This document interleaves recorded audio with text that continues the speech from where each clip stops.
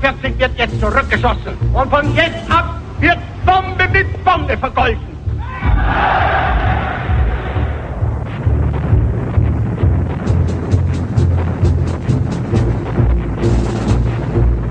We believe that the Nazis and the fascists have asked for it, and they're going to get it.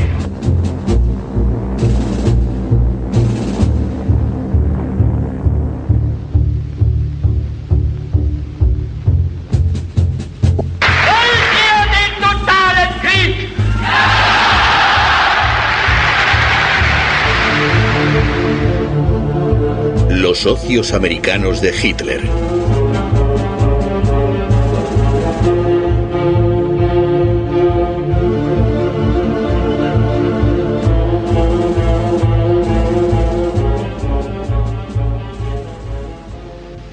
En las estadísticas del Reich las denominaban empresas enemigas con participación norteamericana. Durante la guerra aún eran 553. Entre ellas nombres conocidos como Coca-Cola, Kodak y American Express. Enemigas eran las menos. Algunas mantenían estrechas relaciones con los nazis. En el caso de 4 grandes empresas estadounidenses y sus filiales alemanas, Hitler podía incluso considerar amigos a los jefes de las multinacionales. Sin ellos no habría podido hacer la guerra. Le consideraban el hombre que en breve tendría Europa a sus pies. Noviembre de 1941. Poco antes de la entrada en guerra de los Estados Unidos, el presidente norteamericano Roosevelt atacó a un grupo de industriales estadounidenses. The all-inclusive whole of our vast industrial machine. That output cannot be hampered by the selfish obstruction of any small minority.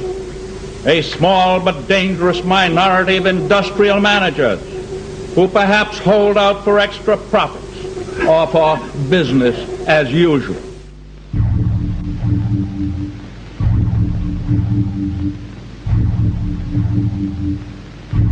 En la década de los años 30, Standard Oil, posteriormente Esso, era el mayor gigante del petróleo de los Estados Unidos. La multinacional seguía una política internacional sin reparar en gobiernos ni pueblos. La meta era la creación de monopolios. Standard pertenecía al imperio Rockefeller, en cuyo rascacielos neoyorquino se encontraba también su sede central. Se decía que el director, Walter Teagle, tenía los modales de un emperador. Teagle encontró a otro coloso que aspiraba a sí mismo a controlar el mundo, IG Farben. También en el gigante alemán de la química un hombre tomó el poder, Hermann Schmidt. Al principio era competidor de la Standard Oil. IG Farben había desarrollado el procedimiento para la fabricación de gasolina sintética. Aquel que poseyera la patente sería dueño del mercado mundial si se sufría una escasez de petróleo. También Standard Oil temía una situación así. Rápidamente llegó a un acuerdo con IG Farben. Los alemanes necesitaban la pericia de la Standard para la costosa producción del combustible sintético. Pero Hitler quiere la guerra. Por razones estratégicas necesita la gasolina sintética, cueste lo que cueste. En guerra, le cerrarían rápidamente el grifo del petróleo. Todavía en 1938, Alemania tiene que importar el 80% de su aceite bruto. Se pensó en instalar conductos, se pensó en crear una flotilla de barcos cisterna. Todos estos planes quedaron detenidos desde el principio. Pues para Hitler era esencial que Alemania poseyera independencia industrial. Las ruedas de la maquinaria bélica de Hitler necesitaban mucho caucho. El caucho natural cuesta divisas que escasean y no se puede obtener en estado de guerra. También en este caso puede ayudar el pionero de la química IG Farben. Había desarrollado la Buna, una goma sintética hecha de cal y carbón. Además de Hitler, hay un segundo interesado en la patente, Standard Oil. La multinacional intuye un mercado lucrativo que se quiere asegurar, al menos en los Estados Unidos. A Standard Oil no le molesta que Göring tenga pensado otro mercado para la gasolina y la goma alemanas. Also haben wir die Fabriken gebaut, die uns den Treibstoff geben werden. Wir wussten, dass wir keinen Kautschuk bekommen können. Also haben wir die Fabriken gebaut. Dort, wo sie einst glaubt, Monopole zu haben, hat deutsche Wissenschaft diese Monopole gebrochen. Und heute sind wir im Besitz jedenfalls all der Mittel, die wir brauchen, um den Gegner zu besiegen. Sin embargo, las fuerzas aéreas de Göring habían olvidado un medio, el tetraetilo de plomo, un aditivo para la gasolina. Sin este aditivo, los motores de avión de compresión elevada de Göring no pueden levantar el vuelo. No obstante, Hitler necesita una aviación en condiciones de operar para las próximas conquistas en el este. Goering ruega a los directivos de IG que vuelvan a llamar a la puerta de los amigos norteamericanos. Standard Oil es el mayor fabricante mundial de este aditivo.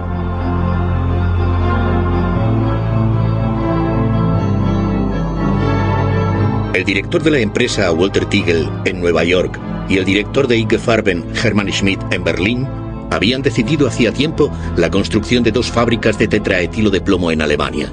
En julio de 1938, sin embargo, su producción es todavía insuficiente. Un rápido suministro directo debe evitar situaciones apuradas. La filial de Standard Oil en Londres suministra inmediatamente antidetonante por un valor de $20 millones a los nazis, a pesar del riesgo inmediato de guerra.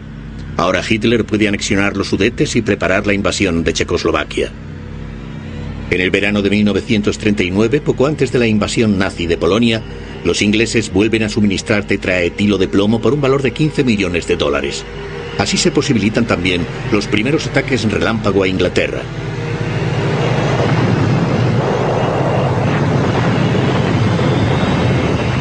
La guerra aumenta la dependencia del petróleo de Hitler.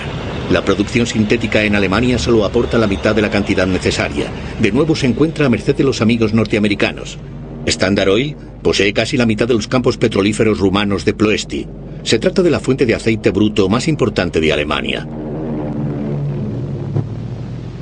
Desconfiado como es, Hitler arrincona a los rumanos. Dejan de tener voz en la sociedad petrolífera rumano-americana de la que son socios y tienen que ceder a la Luftwaffe la protección de los campos petrolíferos. Sin embargo, Hitler aún necesita más.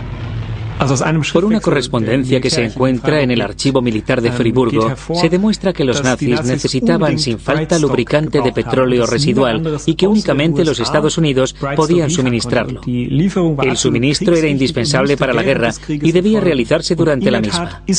De hecho, los Estados Unidos suministraron este lubricante incluso estando en guerra, por lo que yo sé, en cantidad suficiente para todos los años de la guerra. El lubricante de petróleo residual es un valioso subproducto del petróleo que se necesita, por ejemplo, para motores de tanques. El Tercer Reich sigue necesitando gasolina y diésel de los Estados Unidos.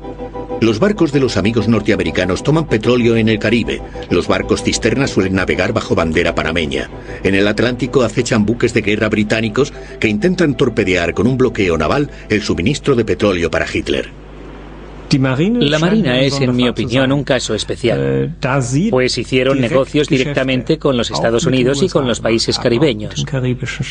Se pueden demostrar negocios directos, no por medio de facturas, pero sí con notas de actas, en donde se ve claramente que se inician los tratos, que se sabe también que son negocios germano-estadounidenses. Asimismo, que se paga también con divisas en curso, que los precios suben durante la guerra y que todo estaba autorizado por las altas instancias. Por un combustible diésel de alta calidad, el general en jefe de la Marina puede exigir $500.000 de divisas que escasean. Hitler quiere dominar el Atlántico con sus submarinos. También para los suministros de diésel puede contar con la ayuda de sus amigos estadounidenses.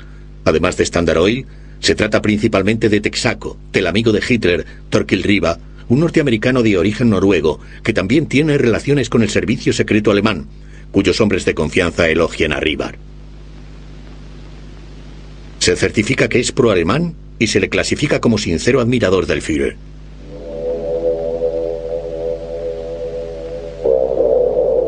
Los buques cisterna de los forzadores del bloqueo suministran petróleo a los alemanes del continente en Tenerife y otros puertos españoles. Incluso lo trasvasan a submarinos alemanes en mar abierto frente a la costa española. Standard Oil sigue suministrando gasolina a las 2 líneas aéreas Cóndor y Lati, incluso después de la entrada en guerra de Estados Unidos. Los aviadores de estas líneas transportan espías, oro y divisas a América Latina y regresan con metales nobles de importancia bélica. El 22 de septiembre de 1939, poco después del inicio de la Segunda Guerra Mundial, IG Farben y Standard Oil habían llegado al acuerdo de proseguir sus relaciones comerciales, aun en el caso de que los Estados Unidos entraran en guerra. La Haya, principios de septiembre de 1939. Los directores de Standard Oil e IG Farben llegan a un acuerdo secreto. IG Farben quiere evitar el embargo de sus patentes por los países enemigos. La multinacional estadounidense, Amiga, parece un sitio seguro para ellas. Para la transmisión de la patente Buna de goma sintética, Standard Oil tiene que comprometerse por orden del Ministerio de Economía del Reich a utilizar la patente únicamente con autorización de los alemanes. El jefe de la empresa, Tigel, acepta el trato. El ataque de los japoneses a Pearl Harbor desencadena la guerra en el Pacífico. Por ello, los norteamericanos quedan incomunicados con su mayor proveedor de caucho, Malasia. A pesar de la escasez de goma en los Estados Unidos, Standard Oil se atiene a su acuerdo con los alemanes.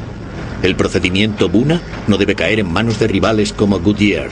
El influyente senador Baru, al que el presidente Roosevelt ha confiado una investigación, se dirige a la nación.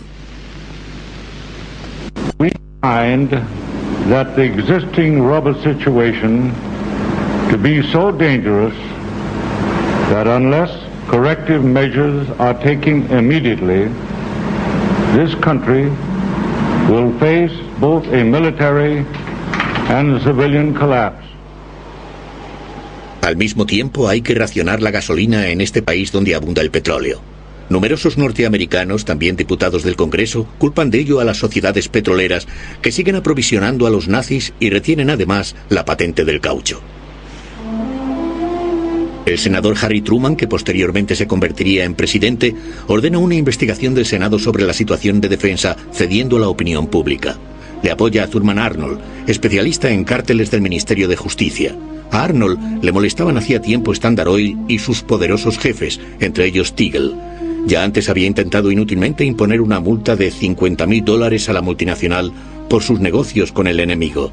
Con una mención de su importancia para los Estados Unidos en guerra, los directores habían conseguido rebajar el importe a $1.000. En la sesión del Senado, Arnold acusa a Standard Oil de una conspiración prolongada a favor de los nazis por seguir reteniendo la patente del caucho. En una posterior conferencia de prensa, Truman habla de traición.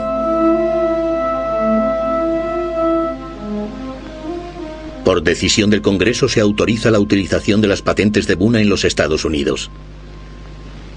El poderoso Tigel está acabado y se retira de la dirección de la empresa.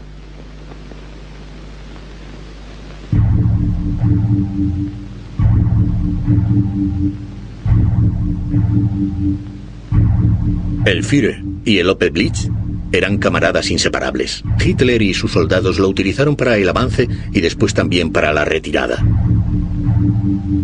Hitler era el espíritu de Opel. Lo que esto debía significar estaba claro: rendimiento, orden, fidelidad. Ya a principios de la década de los años 30, Opel, filial de la multinacional estadounidense General Motors, comienza a fabricar camiones militares. Al principio, sin embargo, en 1935, Hitler no habla de guerra, quiere el coche del pueblo. Die Ausstellung war beherrscht von dem Willen des Führers. Schafft den deutschen Volkswagen. Opel cree tenerlo ya con el P4, el coche pequeño más económico de su época. La empresa quiere el encargo, pero no lo consigue. Hitler quiere un vehículo de uso también militar, que los camaradas del pueblo puedan pagar para sus excursiones por Europa. En un principio, el coche cubo se convierte en el modelo de coche del pueblo más corriente.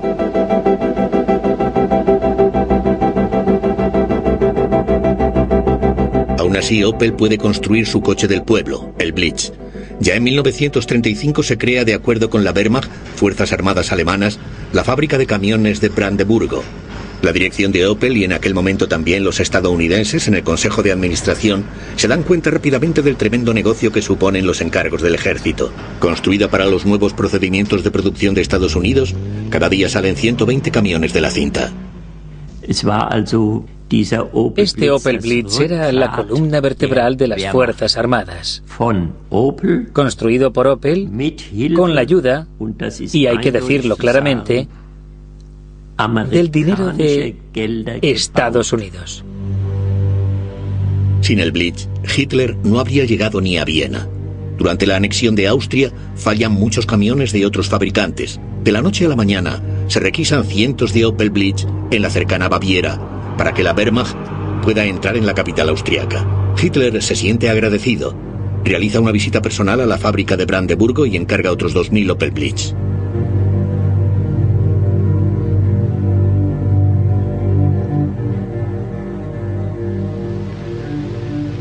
Durante la década de los años 30 y al inicio de la guerra hay un estadounidense que se ocupa de forma especialmente activa de las posesiones de GM en Alemania, James D. Mooney, el vicepresidente de la empresa.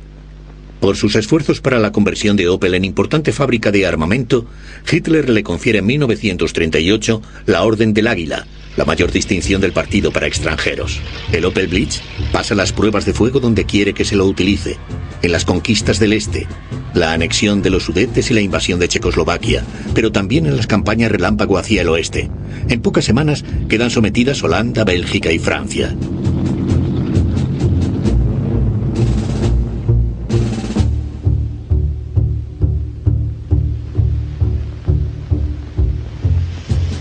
Con el comienzo de la guerra prácticamente se detiene la fabricación de turismos en Rüsselsheim. Quedan puestos libres, el personal se reduce por las llamadas a filas. La fábrica quiere atajar este proceso, y también las fuerzas aéreas encuentran un nuevo uso para Rüsselsheim. Opel produce ahora partes de fuselaje y motores para los Ju-88, los bombarderos más importantes de Hitler.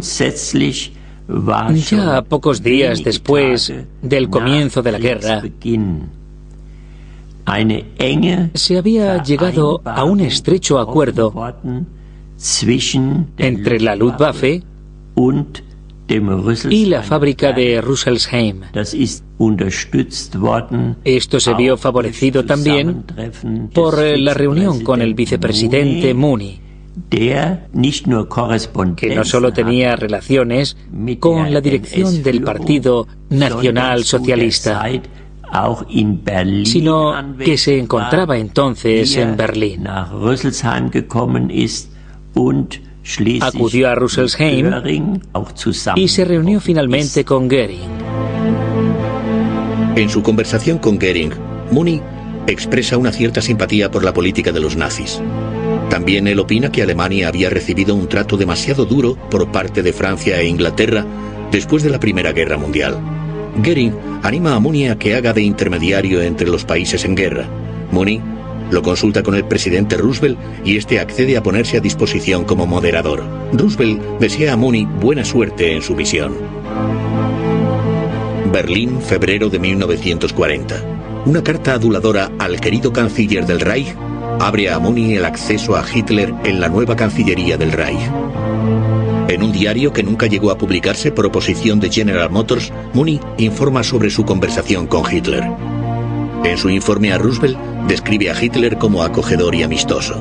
Sin embargo, las exigencias megalómanas del Führer, que quiere que se reconozca a la Alemania nazi como potencia mundial, tienen a Roosevelt sin cuidado. Mooney ha desempeñado su papel de idiota útil. Messerschmitt, el subsecretario del Departamento de Estado, califica a Mooney posteriormente de fascista. El curioso episodio en torno a Mooney, el amigo de los nazis, no tuvo influencia alguna sobre el curso de la historia. Opel siguió fabricando vehículos militares, más de 100.000 tan solo en los años de guerra, que se necesitaban urgentemente debido a las elevadas pérdidas. El general von Schell, encargado de camiones de Hitler, certificó a Opel en 1941 que la guerra no habría podido llevarse a cabo sin la empresa. Entretanto, se había perdido la campaña aérea contra Inglaterra. Opel no podía construir Ju-88 con tanta rapidez como caían del cielo. Todo esto tiene un efecto positivo sobre los beneficios, lo que despierta envidias y rivalidad en el partido y los ministerios. En 1941, General Motors rechaza una oferta para vender Opel y retirarse de Alemania. En una misiva al comisario del Reich para propiedades enemigas, GM declara que justo había comenzado a identificarse con el destino global de Alemania. El trasfondo, sin embargo, son consideraciones de tipo financiero. GM acababa de anular físicamente en los Estados Unidos sus posesiones alemanas, ganando en el proceso $22 millones. Si el Reich le hubiera concedido una indemnización, habría tenido que declararla. Durante los 2 primeros años de guerra, los directivos estadounidenses permanecieron en sus puestos, aproximadamente hasta mediado el año 1941, cuando comenzaron a ponerse nerviosos y a retirarse de Alemania. lo que significa que las juntas directivas de estas empresas norteamericanas seguían estando compuestas por ciudadanos estadounidenses. Los directivos norteamericanos se dirigieron al comando de armamento alemán y aclamaron: ¿cuántos camiones tenemos que suministrar? ¿Cuántos trabajadores forzados necesitamos? Conseguidnos personal y materiales. ¿Qué papel desempeñamos en el plan de producción global? Los estadounidenses vieron que su cliente tenía unas necesidades determinadas e hicieron todo lo posible por satisfacerlas lo más eficientemente posible. Mientras tanto, General Motors obtiene unos beneficios inmensos de la producción norteamericana de armamento que ahora organiza Mooney. Como oficial de reserva de alta graduación, se considera un patriota. El jefe de Mooney, Sloan, aportó la filosofía comercial para ello. Una empresa internacional que opera en todo el mundo debería llevar a cabo sus actividades bajo puntos de vista estrictamente económicos, sin tener en cuenta la actitud política del país en el que se desarrollan. No somos una institución benéfica, conseguimos beneficios para nuestros accionistas. Una vez comentábamos, menuda ironía, aquí se fabrican los camiones para luchar contra los norteamericanos. Sí, así era. Y, sin embargo, no sufrimos ningún ataque. Pensamos que era comprensible. Los norteamericanos no iban a ser tan estúpidos como para reducir a escombros su propia fábrica. Los norteamericanos no son estúpidos. Los bombarderos estadounidenses destruyen casi por completo la fábrica de Brandeburgo el 6 de agosto de 1944. No obstante, General Motors se embolsa años después una indemnización de $32 millones de los contribuyentes estadounidenses.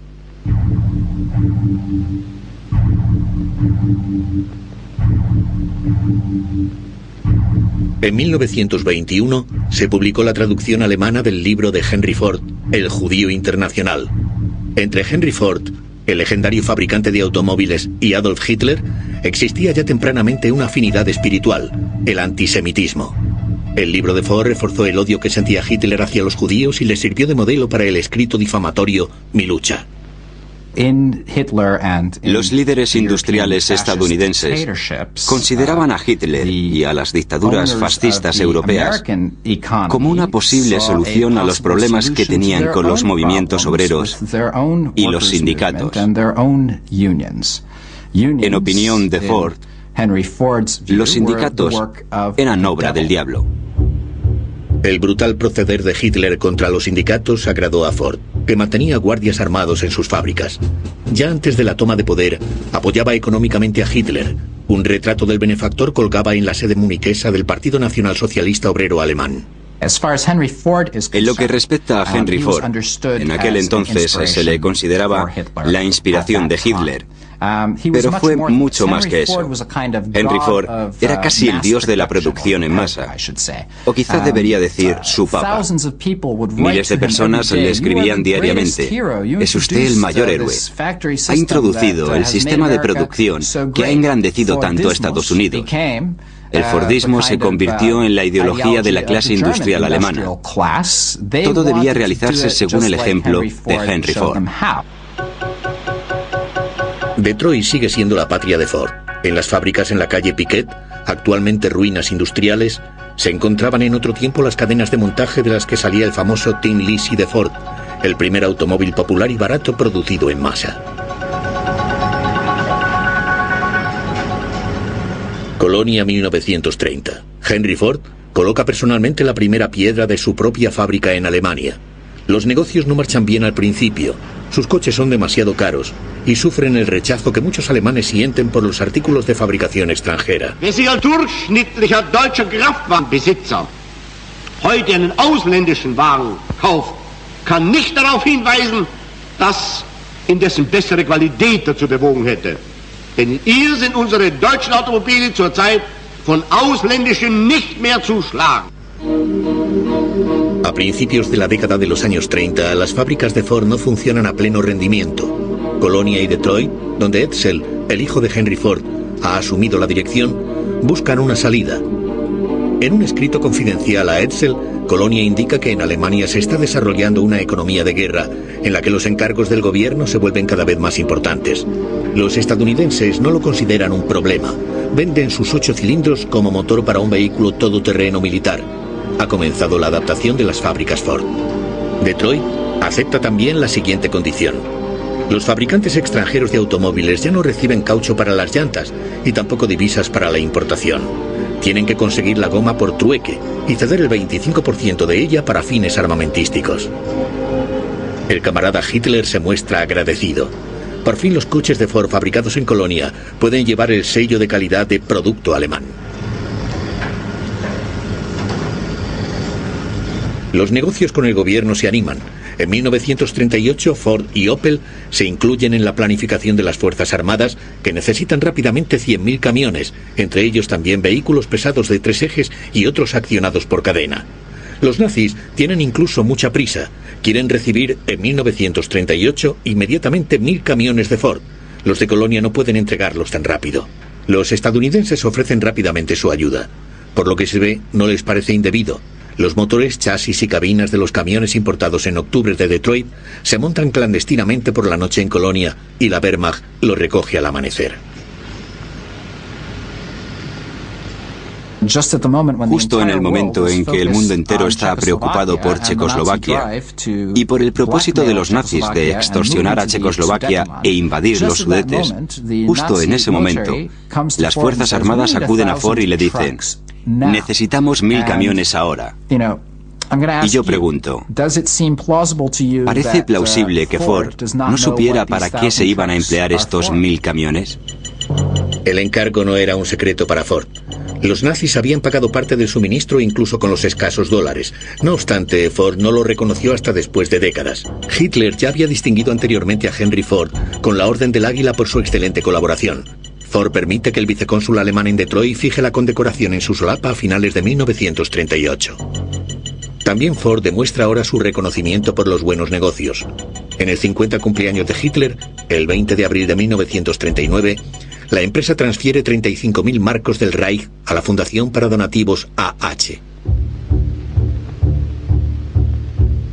En los primeros años de la guerra, la producción de camiones aumenta enormemente. No se sabe que Ford haya protestado por ello.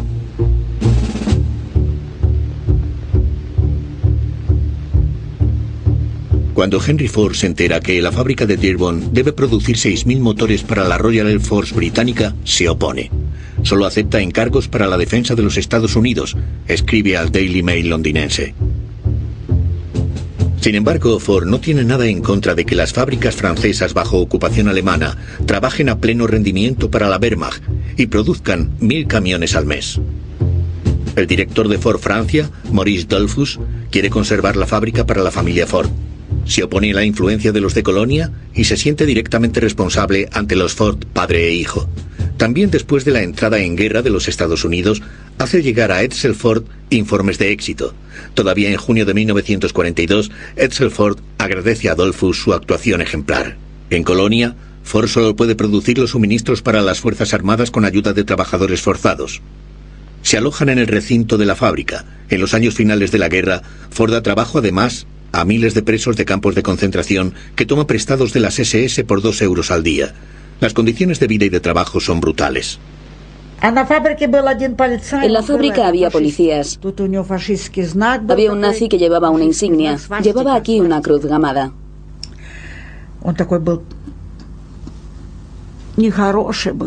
Era cruel, repugnante.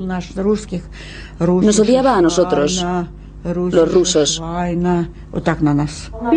Cerdos rusos, cerdos rusos. Así nos insultaba siempre. Una vez me pegaron cuando realizaba el turno de noche por llegar 2 minutos tarde. Aquel nazi tiró a mi amiga durante el trabajo por una escalera de hierro. Ella perdió el conocimiento. Un golpe en la cabeza no era nada. Para ellos no éramos personas. Desde que los Estados Unidos han entrado en guerra, Ford se ha convertido en un ardiente patriota. Ahora sus fábricas producen aviones, camiones, tanques y barcos para la victoria de Norteamérica. En Colonia, Ford fabrica hasta el final de la guerra 78.000 camiones militares y 14.000 vehículos accionados por cadena. Colonia está siendo bombardeada desde 1942 por los aliados y queda casi completamente destruida. La fábrica de Ford es respetada hasta finales de 1944 y luego sufre pocos daños. En 1965, Ford exige a una comisión gubernamental norteamericana $7 millones por daños de guerra. La comisión reduce la cifra a $500,000 debido a métodos dudosos de cálculo de la empresa.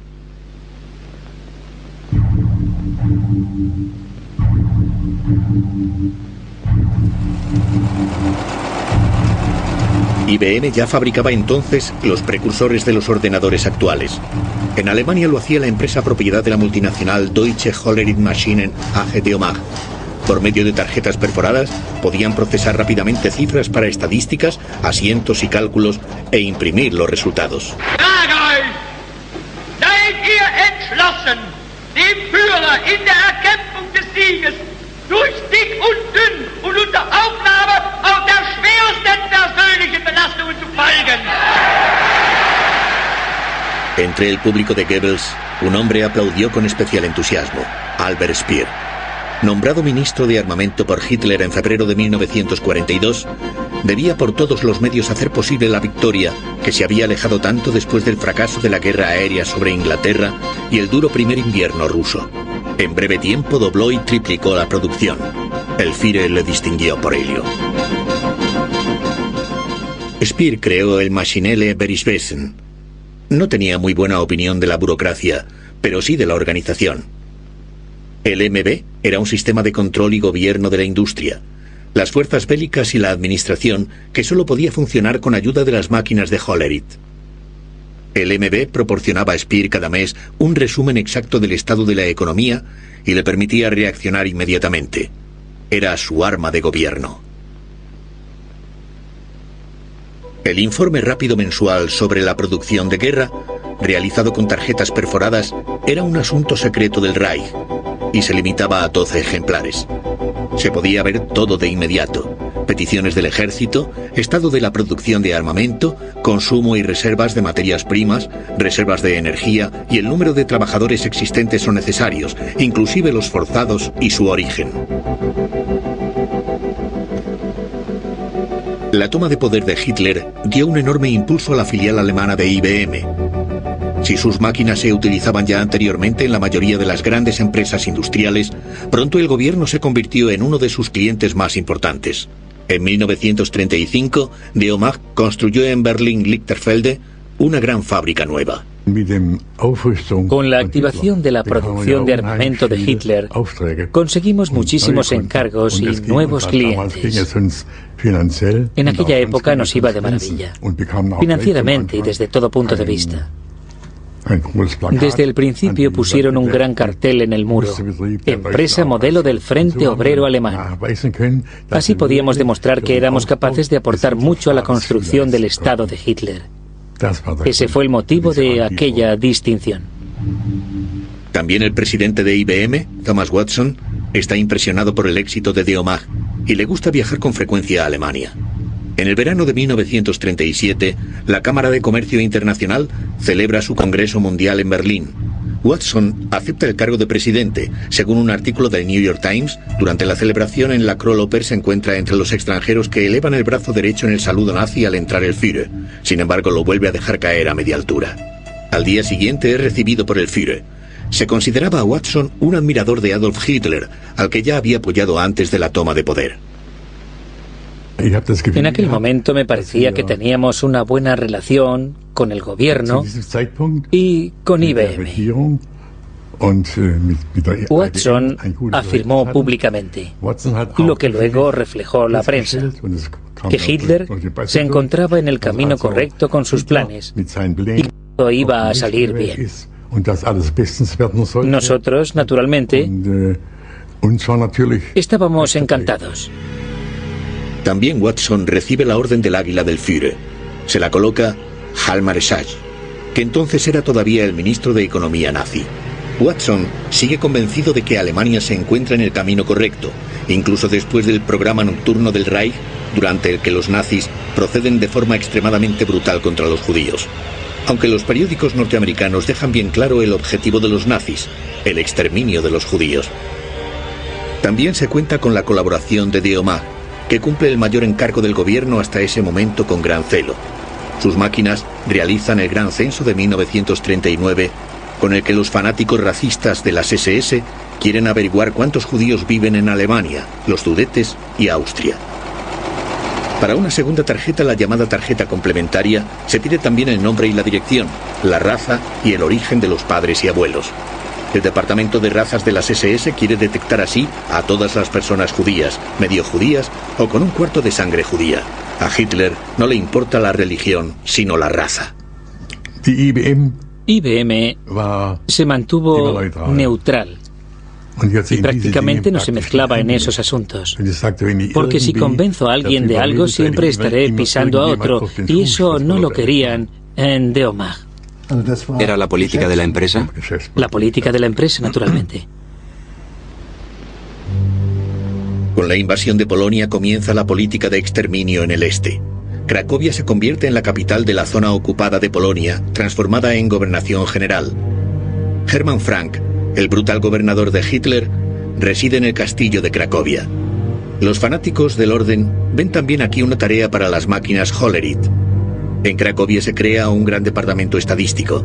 También los enviados de Watson se encuentran allí.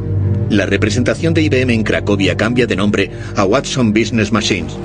Con la ayuda de las tarjetas perforadas, se quieren obtener datos económicos y registrar a los polacos como trabajadores forzados. Sin embargo, la caótica administración nazi solo cumple parcialmente este objetivo. La exterminación de los judíos ya se había iniciado anteriormente con la ayuda de antiguos censos. Las diferentes sedes de Maschinenwerkswesen en Polonia, Austria, Francia, etc., tenían todas empleados o directores de IBM, es decir, nuestros hombres, que habían sido transportados allí y participaban en los trabajos. 1943. La escasez de mano de obra retrasa la producción de guerra. El ministro de Armamento Speer quiere movilizar las últimas reservas. Hay que seleccionar de forma dirigida los presos en campos de concentración según su profesión y distribuirlos en el Reich para trabajar. En los campos de concentración se crean departamentos de registro Hollerith. El departamento de Hollerith en el campo de concentración de Stutthof era el número 12 y yo organizaba el grupo de escribientes, unos 14 o 16, que rellenaban todas las fichas de los presos. Lo más importante era indicar la profesión. Las profesiones eran muy importantes para la producción. Los datos de los presos se pasaban a tarjetas Hollerith en la central berlinesa de las SS. Cada campo de concentración tenía un código numérico propio que formaba parte también del número de preso. Se calcula que se registró más de 1 millón de presos como trabajadores forzados. La mayor parte de las tarjetas de presos se destruyó. Aproximadamente 140.000 se encuentran todavía en el Archivo Federal de Berlin-Hofgarten. No está claro hasta qué punto se empleó el sistema Hollerith en los campos de exterminio. No obstante, IG Farben encargó máquinas Hollerith para su fábrica en el campo de exterminio Auschwitz-Monowitz.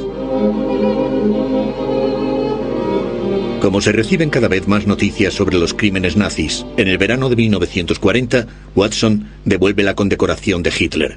Su reputación en los Estados Unidos le importa más que los interminables discursos de odio del periódico Volkische Beobachter. Watson parece haber caído en desgracia, lo que aprovecha su socio alemán Wilhelm Heidegger, que posee junto con otros dos el 15% de la empresa para marginar a los norteamericanos. Entonces Heidegger dijo a los norteamericanos: algo va a salir mal. Con nuestras máquinas controlamos prácticamente toda la economía alemana. Nos enteramos de todo, de las finanzas, los antecedentes, etc. Y el partido no lo permitirá. Antes o después nos van a nacionalizar. Y de hecho, al Maschinenwerkswesen y al jefe de brigada de las SS, Edmund Bessenmayer, que durante un tiempo fue consejero de Hitler, les desagrada la cantidad de información de que dispone Deomag IBM debido a su omnipresencia. Bessenmayer apoya la nacionalización según el lema «Es correcto aquello que beneficia al pueblo alemán». Sin embargo, Watson no renuncia tan fácilmente. En 1940 envía a Berlín a su hombre de confianza, Harrison Chauncey, quien no solo negocia con el jefe de Die Wehrmacht, Heidinger, sino también osadamente con Bessenmayer, de las SS, e informa a Nueva York en clave por intermedio de la embajada estadounidense. Bessenmayer se volvió conciliador en el transcurso de las negociaciones.